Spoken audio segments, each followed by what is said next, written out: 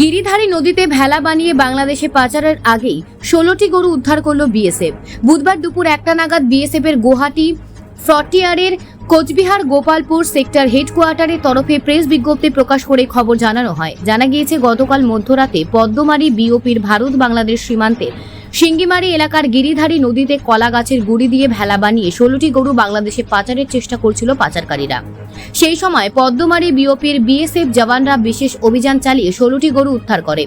উল্লেখ্য, বর্ষাকালে আবহাওয়ার খারাপ থাকলেও নিজেদের জীবনকে পরোয়া না করে সীমান্ত এলাকায় চোরাচালান কার্যক্রম ব্যর্থ করতে বিএসএফ জওয়ানরা সর্বদা নিরলসভাবে কাজ করে চলেছে।